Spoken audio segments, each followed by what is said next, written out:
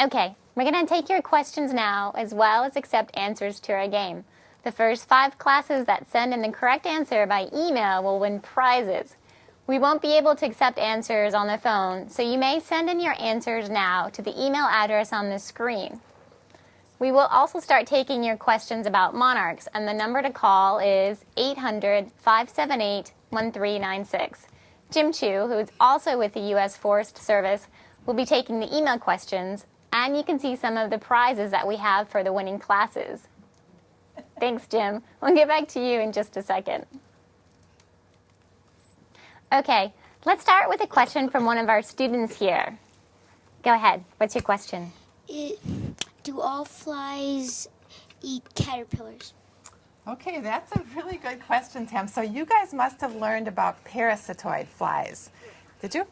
Okay, so parasitoid fly females lay their eggs on a monarch caterpillar or another kind of caterpillar, and the maggot or the larva from the fly burrows through the skin, and the caterpillar or the larva eats the caterpillar from the inside.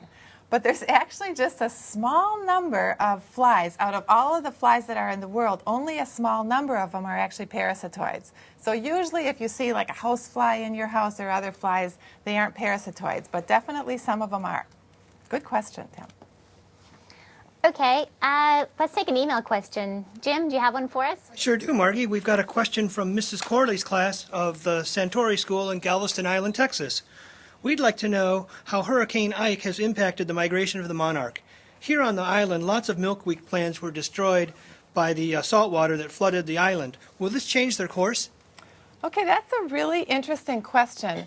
Hurricane Ike definitely had huge impacts along the coast of Texas. There are a couple things that suggest it won't have a big impact on monarchs, but clearly we have to wait until next year to find out.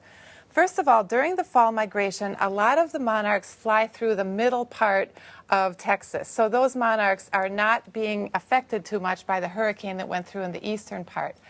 Also, monarchs in the fall are migrating, so maybe our students in the studio can tell us, are those migrating monarchs really needing milkweed? No. What do they need so much when they're migrating? Nectar.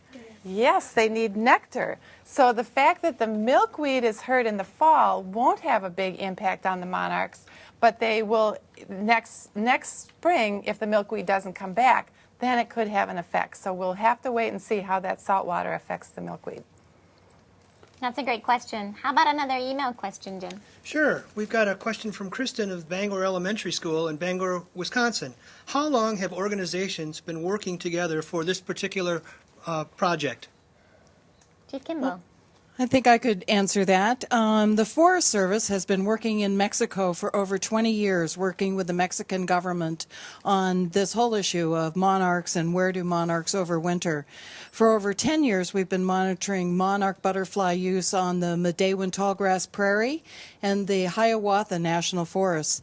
And about 2 years ago, we completed, the Forest Service with a number of partners completed the Monarch Conservation Plan, and these partners have been working with MonarchLIVE for about the last year and a half.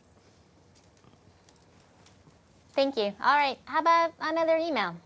Sure. This is from Marcy of the Blessed Sacrament School in Springfield, Illinois. How do butterflies get oil on their wings?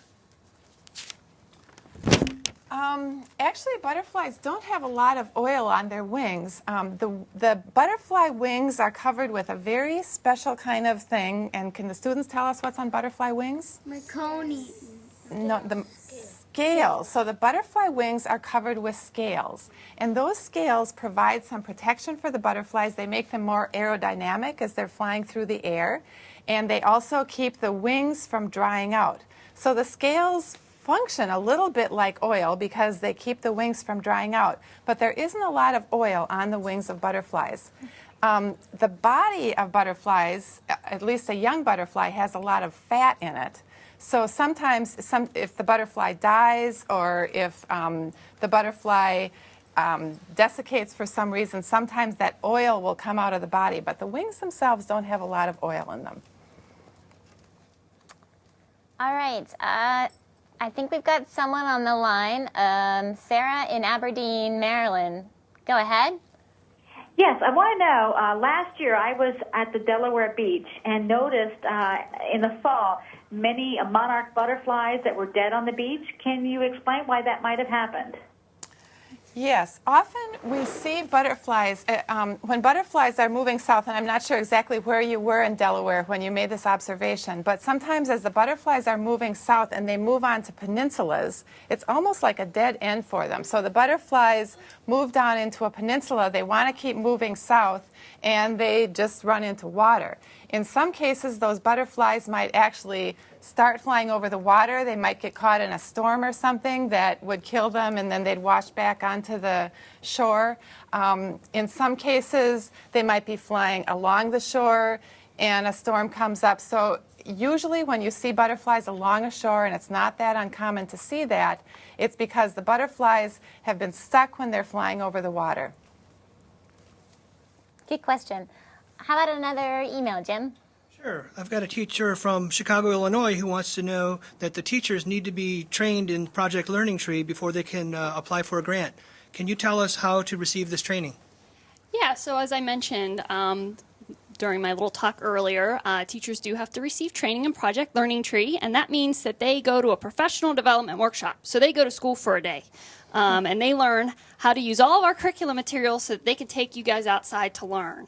And there's workshops happen all across the country, as well as in Mexico and in Canada. So you can find out where there are workshops in your area by going to plt.org, and from there you can contact your state coordinator, and they can let you know when there is a workshop coming up in your area. Good to know. Another email question? We have a question from Sharon from Eisenhower Elementary School in Southfield, Michigan. She wants to know, do male butterflies lay eggs as well as female butterflies? I bet our students know the answer to that one. No. No. Male butterflies can't lay eggs. Males of most species can't have offspring. The males need to mate with the females before the females can lay eggs, but that's really their only role. So male butterflies mate with the female, and they never have any contact with their offspring after that. Actually, the females don't have much contact with their offspring either. The females lay their egg, and then they never see the caterpillars, but they're very careful to put the egg in exactly the right spot so the egg, when the caterpillar hatches, it can do what? What can it eat? It can eat, and it's on the right food for it. It's on a milkweed plant. So that's the only care, the only parental care that caterpillars get. How about another email?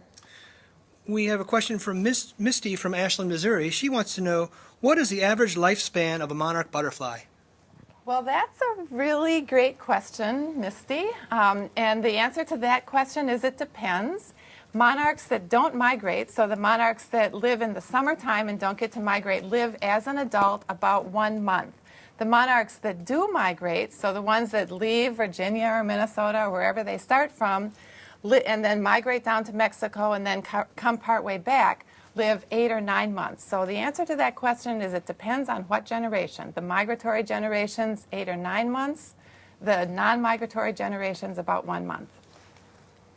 All right, I think we've got a question right here. Go ahead. If monarchs are born in Florida, will they just stay in Florida or travel to Mexico? Well, that is one of my favorite kinds of questions. And the reason that I like questions like that so much is that my answer to that question is I don't know. And I know a lot of the things that there are to be known about monarchs, so that means that you just asked the favorite kind of question for a scientist, because for a scientist, the best kind of question is one that we don't know the answer to, because that means that we could do research on it. So it's possible that some of the monarchs that go into Florida and might stay there for the winter time, their offspring might come back and maybe end up in Virginia in your garden. It's also possible that they stay down there. So we need to do some more research to figure out the answer to that question. And I think it's a really interesting question about monarchs. So maybe that's something you could answer one day. All right, we've got a call from Colorado Springs. Go ahead, caller. Hi, we're from Midland IB Elementary School in Colorado Springs, and we have a kindergarten, second grade watching. They would like to know how the monarchs get the different colors on their wings. Okay, so how the monarch wings get their colors. That is a really interesting question. And with monarch butterflies, all of the coloration in the wings comes from pigment. So pigment is just kind of exactly the kind of thing that gives us our hair color or our skin color. We have pigment in our bodies that gives the color to us. And if you look closely at a butterfly's wing, each individual scale has its own color. So the wing colors come from pigments in the scales.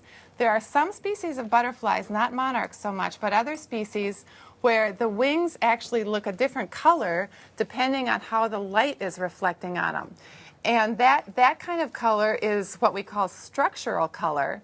So that color is determined by the angle that the light hits the wing. But monarch wings are colored by pigment. Another good question. We've got another call from York, Pennsylvania. Please go ahead. Hi, I was wondering how you can tell the male butterflies apart from the female butterflies. Okay, great question. I bet some of our students might be able to help us with that one. Here, do we have an answer right there? Yeah. Miriam has an answer to that. There are little black dots on the male's wings when he opens them, and the female.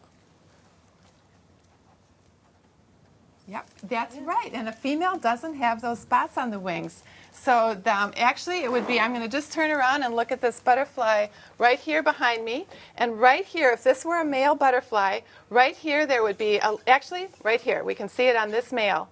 This male has some spots on the wings, just like Miriam just told us about, and that means that it's a male. These are specialized scales that produce a scent that the females can detect. There are also other differences. The male butterflies have slightly narrower wing veins. So here's a very narrow wing vein on the male butterfly. The female butterfly has slightly wider wing veins, and the males are a little bit brighter. Thanks, everyone, for your great questions.